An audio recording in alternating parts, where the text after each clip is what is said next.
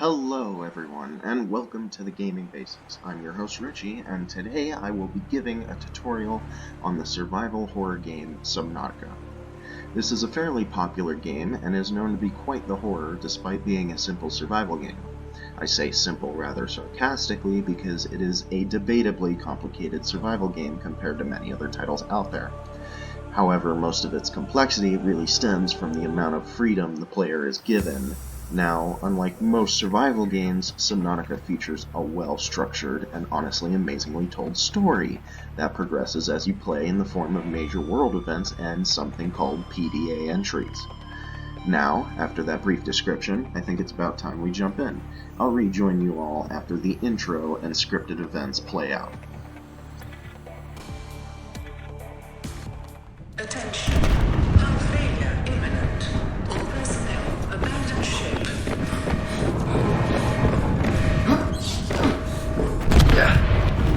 Launch in 3, 2, 1.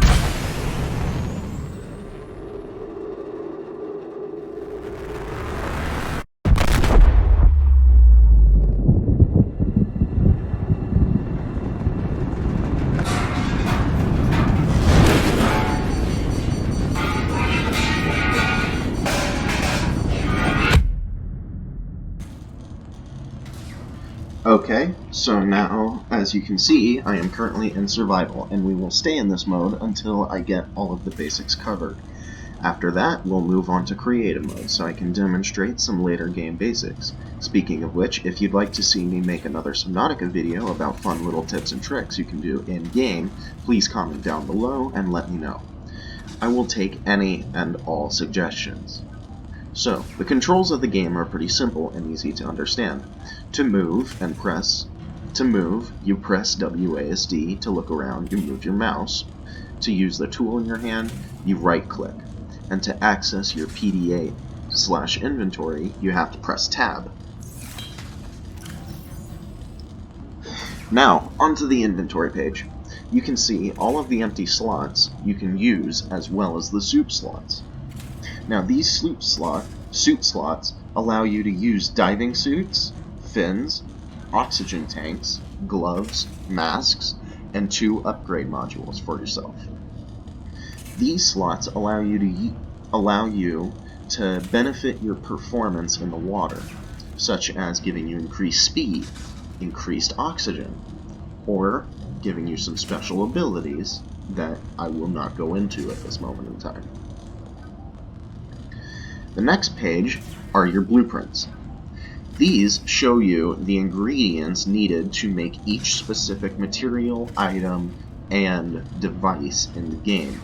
So if you hover over them, titanium requires metal salvage, titanium ingot, 10 titanium, and silicone rubber, creepvine seed clusters.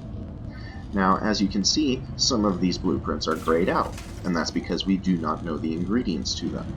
So, if we accidentally discover the ingredients, such as this filtered water, if we discover the ingredient to it, it will light up and tell us the ingredient through this blueprints page. Now, however, this isn't the case for all of them, such as the Sea Glide and the Mobile Vehicle Bay. They may say ingredients unknown, but that is in fact untrue. We know the ingredients to make these things, we just do not know how to make them. So, with these larger objects that we have no idea how to make, we actually have to use something called the scanner tool. So if we go through the blueprints, we can see that we have the scanner.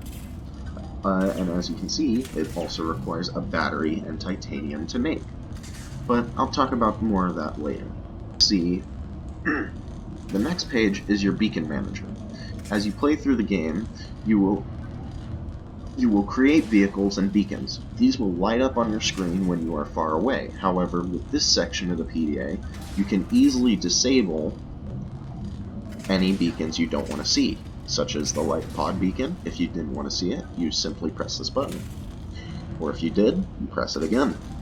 You can also change the color of the beacon to easily distinguish the different beacons that pop up on your screen all at once. We're going to keep this one blue for now. The next page we have is the Photo Manager. This is for the faint of heart. This page does not require any attention whatsoever. It is only there if you want to take screenshots and paste pictures throughout your bases that you will build. The next two pages are extremely story-based, but they do not require your attention whatsoever in order to play the game. The first one is audio recordings that you hear throughout your gameplay. And the second is any databanks, is the databanks where everything you scan or figure out is neatly laid out for you. I'll tell you more about scanning in a bit. Now, the things we have here in the life pod are a fabricator, a storage bin, a medical kit fabricator, and a communications radio. The storage bin does exactly what it sounds like, such as stores materials or items, and you press right click to switch the materials, and if you wish to eat a material, you left click. So, with these food and nutrient with these waters and nutrient blocks, we eat them and drink them, and boom, we are almost full. And this medical kit fabricator creates medical kits for us almost every 20 minutes. So if we use that, boom, we're at full health now. The communications radio will give you multiple story-based messages. Throughout your gameplay. These will sometimes start major events, or they will just give you a beacon to go look out and explore for.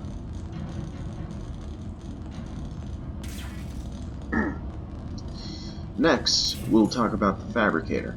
But in order to talk about the fabricator at all, we first need some materials. So let's go out into the wide world of Planet 4546b.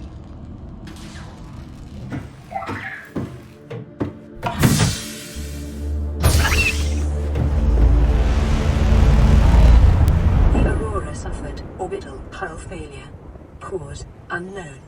0 human life signs detected. Now welcome to the ocean planet 4546b. As you can see, that ship over there is the Aurora. It is the one we crash landed with, and as much as we would like to go over there and fix the ship and or loot it, there is a significant amount of radiation around the Aurora. Until we complete a certain story-related mission, it will remain like that.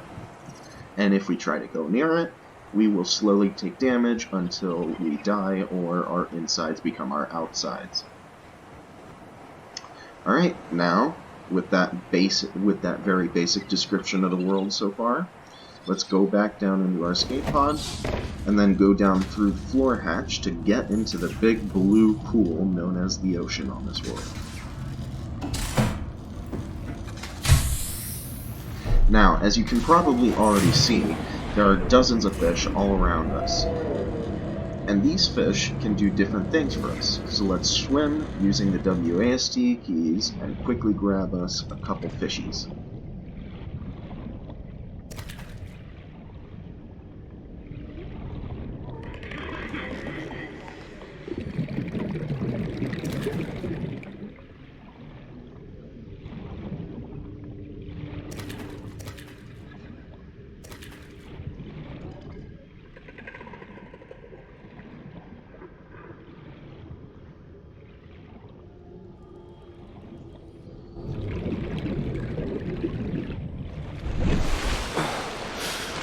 You should also take note that you have a limited oxygen supply, meaning that if you run out of oxygen, you will die very quickly.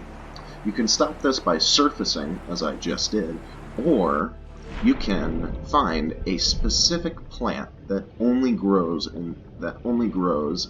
in certain areas, such as the area we are now in, called the Safe Shallows, or another area called the Creepvine Forest. As you can see, it spits bubbles out of its top, and if you intercept these bubbles, they will automatically flow into your oxygen tank and give you air.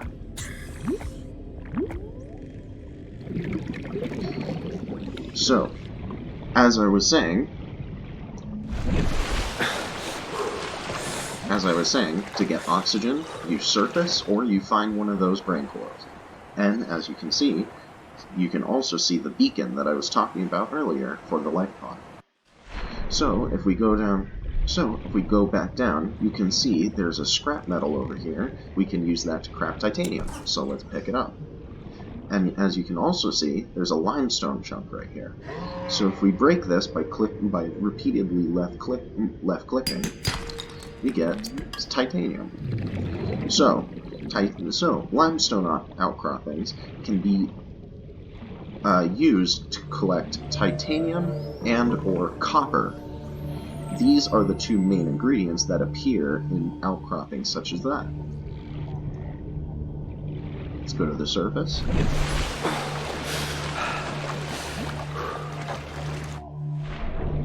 And let's go back down. Before we go back up to our life pod and use the fabricator, let's first find some more materials. I'll be back when I do. Alright, now that we're back at the life pod, let's talk about how to use the fabricator. So, as you can see from our inventory, if we try to eat any of the fish that we just caught, it will give us some food at the expense of some of our water. So, to counteract this, we will use one of the most useful tools in the game, the fabricator. To simplify this thing as much as possible, the fabricator works a lot like the crafting table for Minecraft. You give it the necessary materials to craft something, and it does it. The greatest difference between the two, however, is the fact that the fabricator requires power to operate. So as you can see at the top of our screen, we have 70 out of 75 power within this life pod. Now, the life pod runs on 3 recharging power cells that will recharge themselves throughout the day. Now, if we go to personal, we can see equipment. This equipment includes all of the things that would usually be put on our person. So if we buy the standard O2 tank with our 3 titanium, we instantly gain 75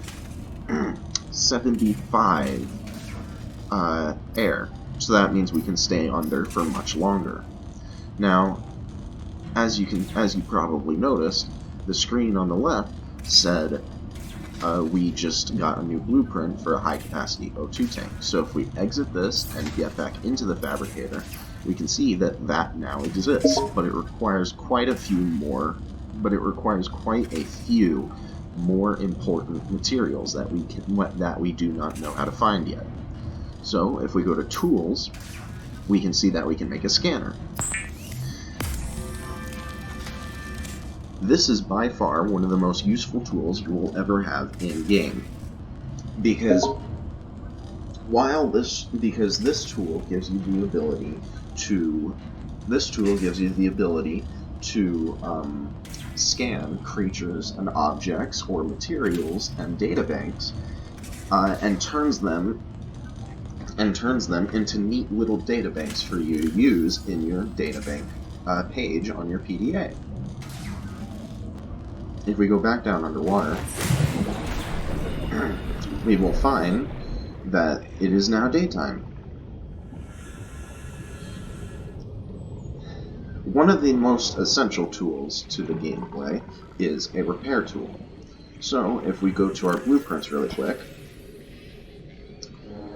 and we scroll down to the tools, you can see that it requires silicon rubber and cave sulfur.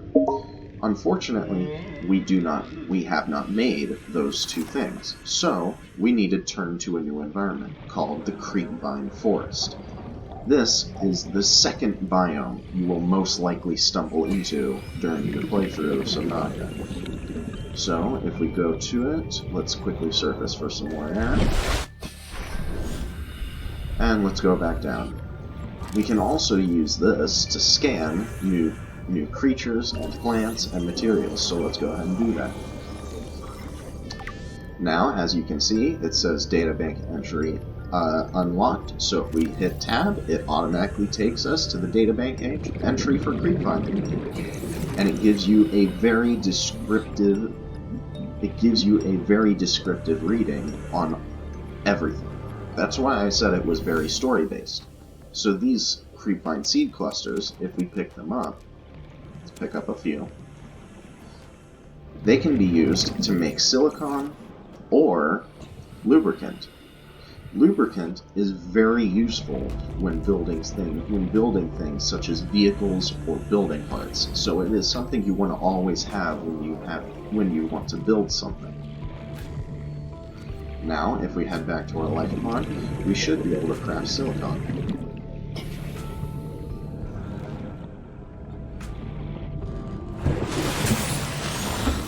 Now, with Creepvine seed clusters, we can now make silicon rubber.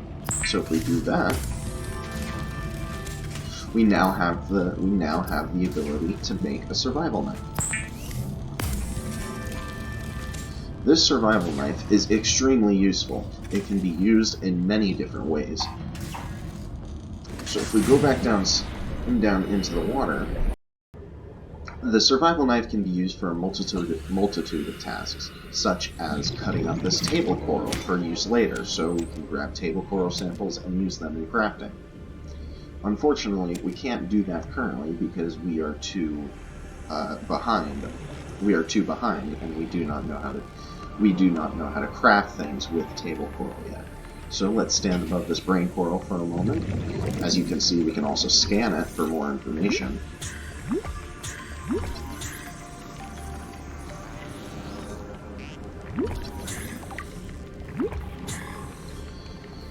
There's something else that is very interesting about the survival knife, and most other tools in the game, is that if you find a limestone outcrop, instead of having to click 3 times on it in order to break it, such as this one, you can press just once with a tool in your hand, and it will break in one fell swoop. So now that we have these things, let's talk about how to get a repair tool. Now, if you go above the water, you can see that a repair tool requires silicon rubber, which we have, titanium, and cave sulfur. Now, I remember the first time I tried to find cave sulfur, I did not know what I was looking for. So, in order to first do that, let's go down into a cave. Okay, so here we have found a cave system. Now, before you go into caves like this in the safe shallows, you must know that there is a very dangerous fish that lives inside them, and it is called a sulfurfish. It lives in these little things, and as you can see, it blows up when it gets close. Now the thing we are looking for, cave sulfur, happens to be inside the flower-like appendage that they come out of. So if you get rid of the occupant, you can get the cave sulfur beneath them. So if we scan this, you'll see that it's called a sulfur plane. This is the only location you can find sulfur, so unfortunately, if you're not good at dodging, you have to take a bit of a fall in order to get sulfur. But it is worth the fall, because unlike all your other tools, the repair tool is essential for every aspect of the game. You can use it to repair wiring, repair vehicles, repair base components, and it does not fail. Only thing you need to be wary of is your battery power. So let's go ahead and make a repair tool, and let's go ahead and fix our life pod up.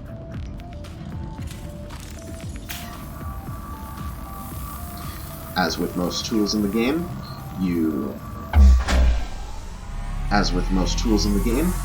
use the right-click button in order to use the tool.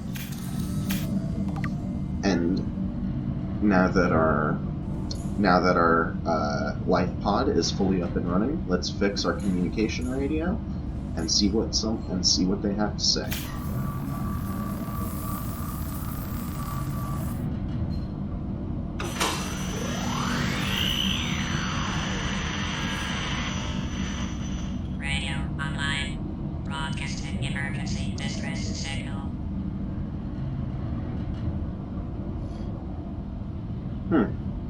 it appears we won't be rescued for a long time.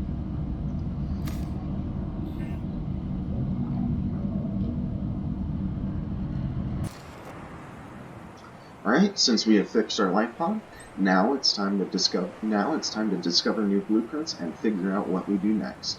So if we jump back into this water, we can see that we have some wreckage just beneath us.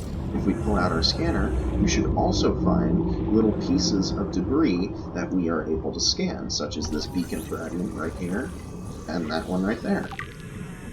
And as you can see in the top left of the screen, it gives you a detailed description of how many beacon fragments you need in order to complete the blueprint. Now once you scan these things, they are in your blueprints forever, and you will know how to make them at any point in time. Now the Sea Glide is an extremely useful tool. It is almost as useful as the repair tool. What it does is it gives you a speed boost underwater, and it can also act as a flashlight.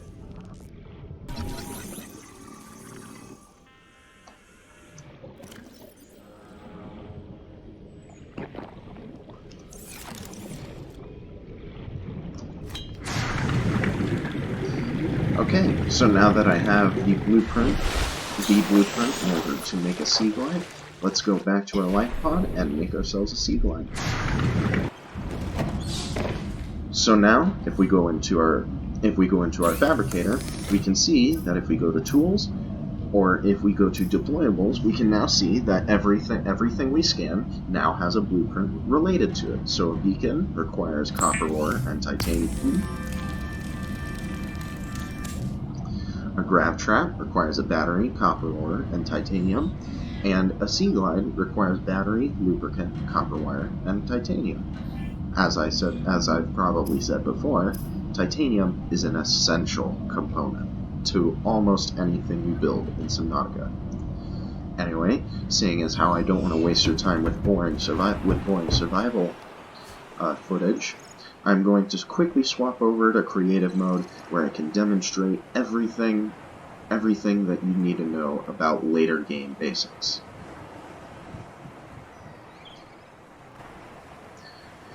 Alright, welcome to creative mode. This is where you are basically immortal, and you can do anything you want, and you can build anything you want.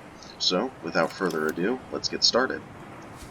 As you'll notice, I have quite a few new tools inside my character. Okay, so let's take a look at the tools.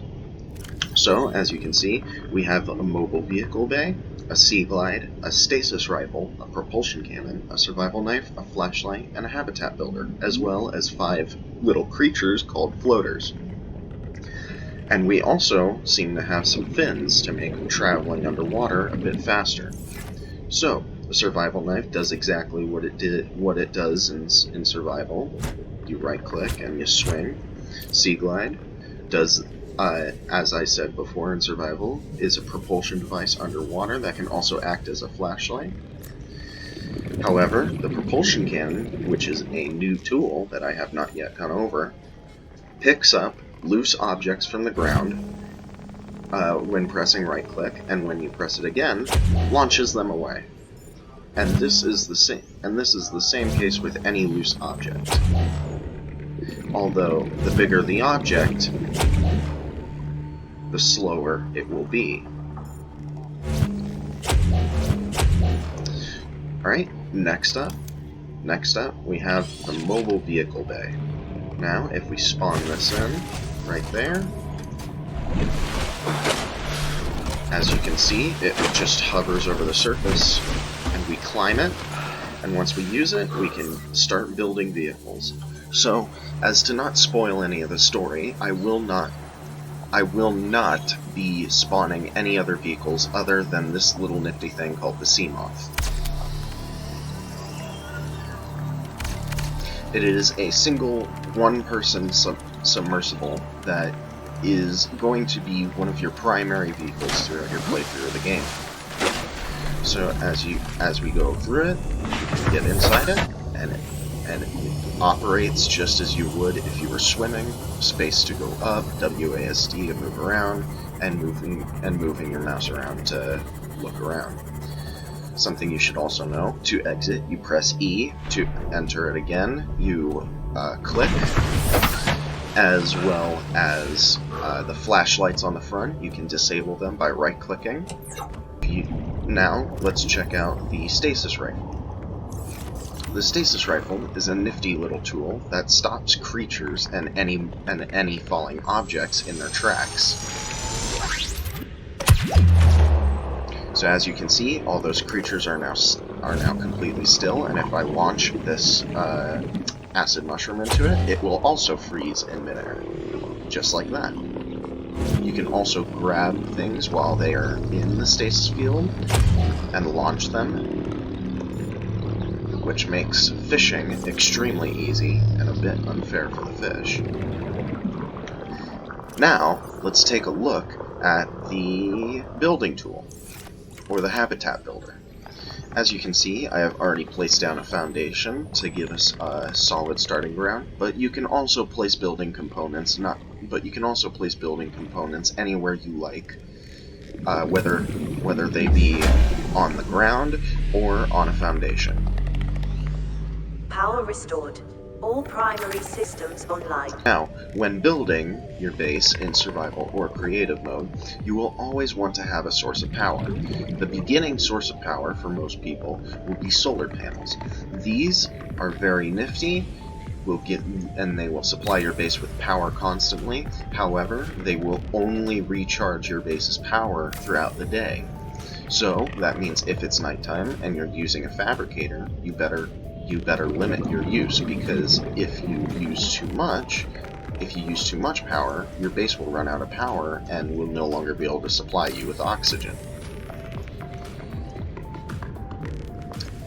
This is a hatch. It is necessary if you want to enter any of the bases you build. So if we build this hatch, we could just hop right in.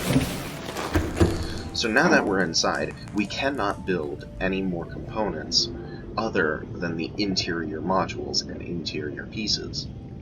There is also a miscellaneous tab, but this is more if you want decorations. So with the interior modules, you will have things like your fabricator, your radio, your medical kit fabricator, and several storage bins. I'll review the later game materials in a later video, possibly. So, we just place the fabricator, the radio, and the medical kit fabricator, as well as a wall locker. So, now, if we go outside,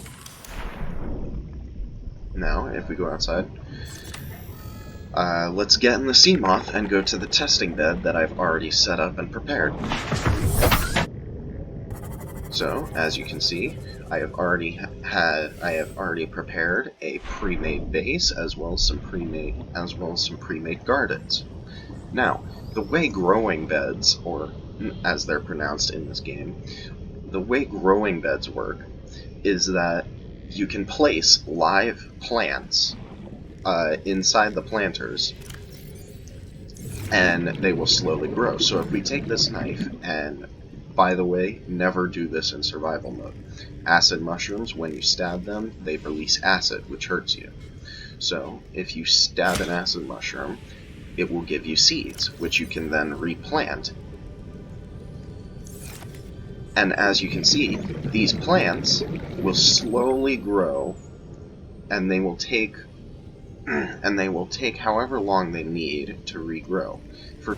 Alright, so now we have regular creepvine as well as creepvine but with seed clusters. Now the creepvine with seed clusters are extremely useful because they are a source of both creepvine and the seed clusters themselves. And to plant these, what you need to do is you need to take seed clusters and plant them in the planters. But to plant just regular creepvine is much more simple. All you need to do is stab creepvines a couple times to get creepvine sub-samples, and then you plant them in planters. So pretty simple as far as things go. Now to review some power issues. So when you have power making modules such as the solar panel or the thermal plant, and they are placed further away from your base, you can link them all together using a power transmitter. This thing will transmit the energy from one location to another. And something else to note about solar panels and thermal plants is that they can be placed anywhere. So you can place them on the ground, on a foundation, or even on the base if you wish. Let's look at the base. So as you can see, I have a pre-made base out of most of the base pieces that have been given to me. So if I go through the hatch, you can see this bulkhead, which is an interior module. Bulkheads increase the stability of your base. If your base is not stable enough, it will slowly spring leaks until it completely floods and you are no longer able to breathe. The same can be accomplished with this handy little thing called a reinforcement. Unfortunately, reinforcements require lithium, which is a hard resource to get early game. Windows are extremely decorative, and they are extremely fashionable. However, they significantly lower the durability of your base, which means you need to compensate by using more bulkheads or more reinforcements.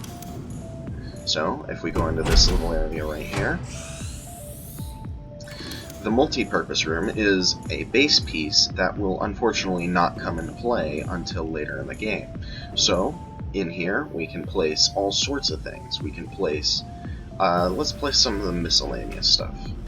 So we can place a double bed, we can place a sign right here, and with all of the objects that utilize text, you can edit them. So let's call this Cool World.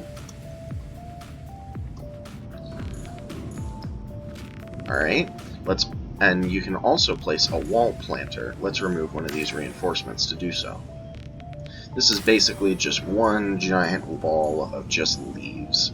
There are a couple hidden gems within the miscellaneous folder, such as the vending machine, the coffee machine, You look like you could use some coffee. the nuclear waste disposal, and the trash can. So with these four objects, you can use them actually instead of just sleeping in them or sitting in them. You can actually use them to gain free food or to get rid of items that you do not want. So since I am in creative mode, I cannot currently eat anything. So these chips, what they would usually do is they would give you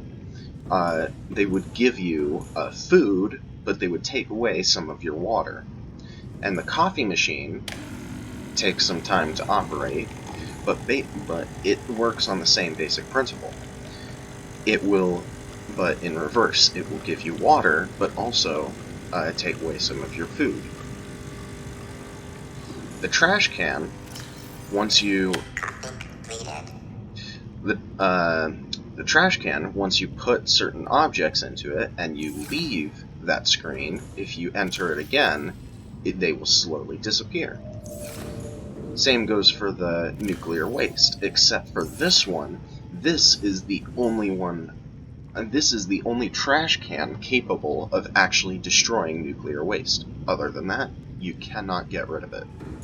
Now, let's move on to the next room, where I will introduce a very vital power component that will most likely come into play during early game. So, in the interior pieces, you will see the bioreactor. This is a very powerful power object, which is capable of supplying your base with a lot of energy. But it is a bioreactor, which means you have to sacrifice plants or animals in order for it to work. So as you see, it starts spinning up, and as it spins, and as it does its thing, it slowly